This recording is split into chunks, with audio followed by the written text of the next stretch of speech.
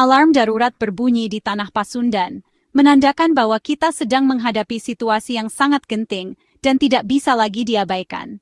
Suara sirene ini bukan sekadar peringatan, tapi juga seruan agar kita semua membuka mata dan hati terhadap kenyataan pahit yang terjadi di sekitar kita. Di balik pintu-pintu rumah, di sudut-sudut sekolah, dan bahkan di lingkungan yang dianggap aman, kekerasan seksual terhadap anak terus terjadi secara senyap. Banyak korban yang memilih diam karena takut, malu, atau tidak tahu harus mengadu kepada siapa. Jawa Barat, provinsi terpadat di Indonesia, kini dihadapkan pada kenyataan pahit yang tak bisa lagi disembunyikan. Di tengah hiruk-pikuk kota dan padatnya penduduk, kasus kekerasan seksual terhadap anak terus meningkat, menandakan adanya krisis yang mendalam di masyarakat kita. Setiap angka kasus yang tercatat bukan sekadar statistik, melainkan kisah nyata tentang masa kecil yang direnggut secara paksa dan trauma yang membekas seumur hidup. Anak-anak ini kehilangan rasa kepercayaan dan harapan yang seharusnya mereka miliki. Ironisnya, anak-anak yang seharusnya dilindungi justru menjadi korban, seringkali oleh orang-orang terdekat yang dipercaya. Lingkungan yang mestinya menjadi tempat berlindung, berubah menjadi sumber ancaman yang menakutkan. Ini bukan sekadar masalah individu atau keluarga, melainkan penyakit sosial yang mengancam masa depan satu generasi. Jika dibiarkan, dampaknya akan meluas dan menghancurkan sendi-sendi kehidupan masyarakat. Luka yang ditinggalkan kekerasan seksual jauh lebih dalam dari sekadar luka fisik. Ia merusak jiwa, menghancurkan kepercayaan diri, dan meninggalkan bekas yang sulit disembuhkan. Anak-anak ini tumbuh dengan beban yang berat, seringkali tanpa dukungan yang memadai. Sudah saatnya kita berhenti menyalahkan korban dan mulai menuntut pertanggungjawaban dari pelaku serta sistem yang gagal melindungi. Kita harus berani bersuara, menuntut perubahan, dan memastikan keadilan ditegakkan. Alarm ini menuntut aksi nyata dari semua pihak, keluarga, masyarakat, pemerintah, dan lembaga hukum. Bukan sekadar simpati sesaat, tapi komitmen jangka panjang untuk melindungi anak-anak, membangun sistem perlindungan yang kuat, dan memastikan masa depan mereka tetap terjaga. Data yang dikumpulkan oleh Dinas Pemberdayaan Perempuan dan Perlindungan Anak Jawa Barat berbicara dengan suara yang tak bisa diabaikan. Setiap angka yang tercatat bukan sekadar statistik, melainkan cerminan nyata dari situasi yang sedang kita hadapi. Di balik data itu, ada kisah, ada trauma, dan ada masa depan yang dipertaruhkan. Hingga September 2024, tercatat sudah ada 138 kasus kekerasan seksual terhadap anak di Jawa Barat. Angka ini bukan hanya sekadar catatan di atas kertas, melainkan alarm keras yang seharusnya menggugah nurani kita semua. Setiap kasus adalah tragedi yang meninggalkan luka mendalam, baik bagi korban maupun keluarga mereka. Namun, angka ini hanyalah puncak gunung es. Di balik dinding-dinding rumah, masih banyak kasus yang tersembunyi, tak terlaporkan karena ketakutan, rasa malu, atau kurangnya akses untuk melapor.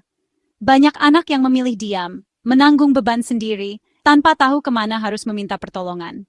Pelaku kekerasan bisa berasal dari mana saja, bahkan dari lingkungan terdekat, termasuk sesama anak. Ini menandakan bahwa paparan perilaku menyimpang sudah sangat dalam dan meresap ke berbagai lapisan masyarakat. Anak-anak yang seharusnya saling melindungi justru bisa menjadi korban maupun pelaku. Sepanjang tahun ini, total CDBU 96 kasus kekerasan terhadap anak telah tercatat. Setiap angka itu mewakili seorang anak yang kehilangan rasa aman, kehilangan keceriaan, dan terancam kehilangan masa depan. Di balik tumpukan berkas laporan, ada harapan yang nyaris padam. Data ini adalah bukti nyata bahwa kita sedang berada dalam situasi darurat. Ini bukan sekadar masalah individu, melainkan krisis sosial yang harus segera diatasi bersama. Setiap detik yang terlewat tanpa aksi, berarti membiarkan lebih banyak anak menjadi korban berikutnya. Angka-angka ini harus menjadi dasar dalam merumuskan kebijakan yang berpihak pada perlindungan anak. Data yang ada harus menjadi pemantik gerakan sosial, mendorong kolaborasi antara pemerintah, masyarakat, dan berbagai pihak untuk bergerak bersama. Mengabaikan data sama saja dengan membiarkan api kecil terus membesar, membakar masa depan anak-anak Jawa Barat. Setiap detik penundaan adalah risiko yang tak bisa ditoleransi. Kini, saatnya angka-angka ini diterjemahkan menjadi aksi nyata. Setiap langkah kecil, setiap upaya penyelamatan adalah harapan baru bagi anak-anak yang selama ini terabaikan. Jangan biarkan data ini hanya menjadi catatan. tapi jadikan sebagai panggilan untuk bertindak bersama. Tokoh publik seperti Deddy Mulyadi menegaskan, 138 kasus bukan sekadar statistik, ini penyakit sosial yang mengancam Jawa Barat. Ia menuntut pendekatan komprehensif hukum harus tegas, tapi akar masalah sosial juga harus dibenahi. Penegakan hukum penting, tapi pencegahan jauh lebih krusial. Pemerintah harus aktif mengidentifikasi penyebab utama, rapuhnya keluarga, pengaruh lingkungan, kemiskinan, atau akses konten negatif. Kepedulian pemimpin harus diwujudkan dalam solusi konkret, bukan sekadar simpati. Perlindungan anak harus jadi prioritas utama pembangunan daerah. Masa depan wilayah diukur dari kualitas hidup generasi penerusnya. Suara keprihatinan ini adalah panggilan untuk bertindak. Kita butuh pemimpin yang berani dan peduli. Mengapa kasus kekerasan seksual anak tinggi? Akar masalahnya ada di keluarga dan lingkungan. Keluarga yang seharusnya jadi pelindung, kadang justru jadi sumber bahaya karena kurangnya peran orang tua atau komunikasi yang buruk. Lingkungan yang individualistis dan acuh tak acuh memberi ruang predator bergerak bebas. Stigma dan norma yang menyalahkan korban membuat banyak kasus tak terungkap. Paparan konten negatif di era digital memperparah situasi, membuat anak bisa jadi korban atau bahkan pelaku. Ini adalah kegagalan sistemik, keluarga, lingkungan, dan kita semua. Tanpa keberanian mengurai akar masalah, korban akan terus berjatuhan. Deddy Mulyadi mengibaratkan kekerasan seksual anak seperti virus, menular dan berkembang cepat jika tak ditangani. Korban yang tak pulih bisa jadi pelaku menciptakan siklus kekerasan antar generasi. Lingkungan dengan imunitas sosial rendah jadi lahan subur penyebaran kasus baru. Penanganan harus seperti wabah, lokalisir kasus, isolasi pelaku, dan pendampingan korban. Tujuannya memutus rantai penularan kekerasan. Setelah itu, tingkatkan imunitas sosial, perkuat nilai keluarga, edukasi seksualitas, dan bangun lingkungan ramah anak. Kasus ini bukan sekadar kriminalitas, tapi darurat kesehatan sosial. Respons harus cepat, strategis, dan berkelanjutan. Pemerintah Jawa Barat sudah mulai bertindak, tapi data membuktikan upaya saat ini belum cukup. Diperlukan komitmen politik, anggaran memadai, dan program inovatif yang menyentuh akar rumput. Janji calon pemimpin seperti Deddy Mulyadi untuk membangun pemerintahan yang dekat dengan masyarakat sangat relevan. Solusi harus proaktif, perkuat lembaga layanan, latih kader dan guru jadi agen deteksi dini, dan pastikan setiap laporan ditindaklanjuti cepat.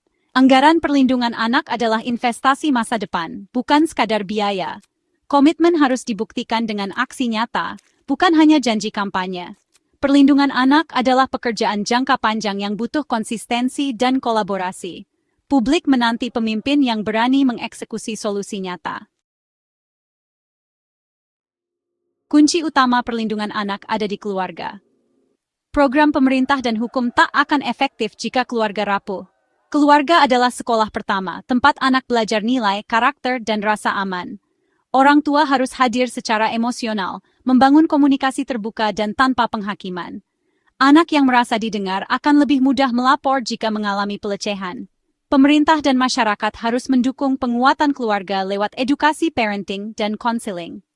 Perusahaan juga bisa berkontribusi dengan kebijakan ramah keluarga. Keluarga kuat adalah benteng utama melawan kekerasan seksual anak. Menangani anak pelaku kekerasan seksual tak cukup dengan hukuman fisik atau pendekatan militeristik. Solusi harus holistik dan rehabilitatif, bukan punitif. Penanganan melibatkan psikologi, sosiologi, dan pendidikan, dengan fokus pada penyembuhan, bukan penghukuman. Negara wajib mendukung orang tua dalam pengasuhan dan menyediakan layanan konseling yang mudah diakses. Solusi instan yang melanggar hak anak hanya memperpanjang siklus kekerasan. Investasi pada pendekatan manusiawi dan berbasis ilmu pengetahuan adalah kunci. Jalan ini memang menantang, tapi satu-satunya yang benar-benar melindungi masa depan anak. Meski data kelam tentang kekerasan dan tantangan yang dihadapi anak-anak di Jawa Barat, harapan tetap ada jika kita mau berubah. Setiap pagi membawa peluang baru untuk memperbaiki masa depan mereka. Kita tidak boleh menyerah pada kenyataan pahit, melainkan harus berani bermimpi dan bertindak demi generasi penerus. Keterbukaan membahas isu ini adalah langkah awal penyembuhan masyarakat. Dengan saling mendengarkan dan berbicara jujur, kita bisa memahami akar masalah dan mencari solusi bersama. Diskusi yang jujur di antara orang tua, guru, dan masyarakat adalah fondasi perubahan. Perubahan butuh waktu dan kerja bersama. Ini maraton, bukan sprint. Setiap upaya kecil seperti gotong royong membersihkan lingkungan atau menanam pohon adalah bagian dari perjalanan panjang menuju masa depan yang lebih baik. Konsistensi dan kesabaran adalah kunci. Setiap langkah kecil dari orang tua, guru, tetangga, dan pembuat kebijakan adalah bagian dari solusi. Mengantar anak ke sekolah, membantu mereka belajar, atau sekadar mendengarkan cerita mereka, semua itu berarti.